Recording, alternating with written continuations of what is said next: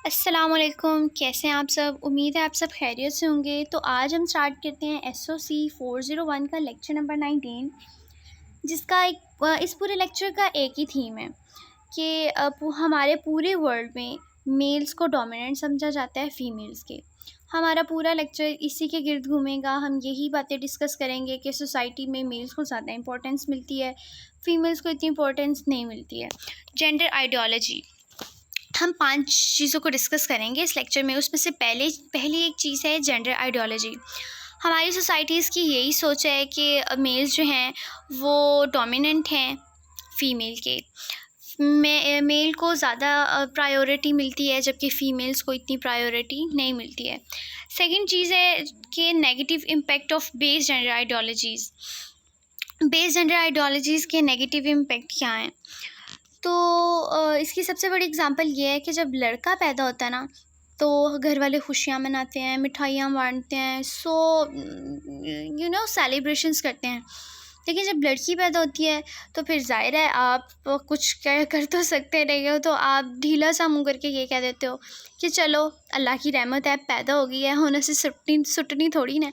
तो इस तरह की हमारी जो है ना सोच बन चुकी है। इसे कहते हैं based and gender ideologies.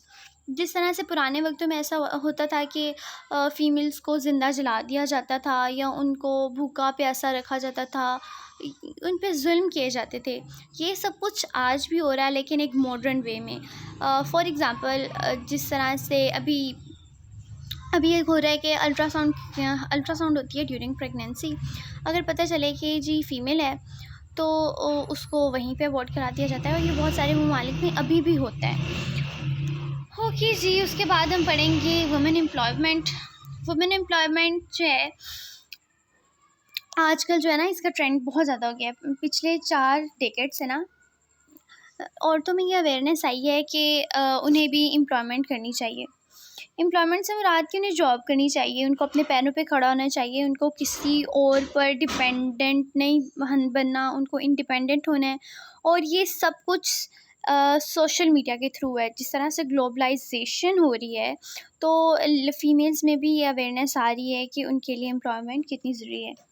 Employment rate बढ़ जाने के बावजूद भी हमारी सोसाइटी का एक और इशू है जी, ऑक्यूपेशनल सेग्रीगेशन।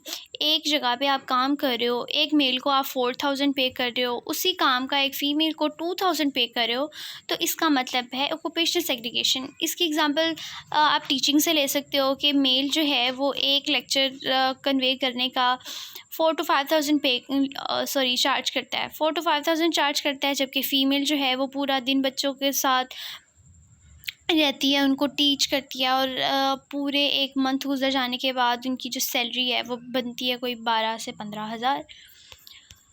नेक्स्ट है जी फेमिनाइजेशन ऑफ पॉवर्टी। पॉवर्टी का मतलब है गुर्बत। गुर्बत का सीधा सीधा सामना जो है ना, औरत को करना पड़ता है। मतलब औरत ने अपने बच्चों को खिलाना होता है, ख़ुद खाना होता है। वो ख़ुद तो कमाती नहीं है, औरत कमाए और अपने बच्चों को भी खिलाए।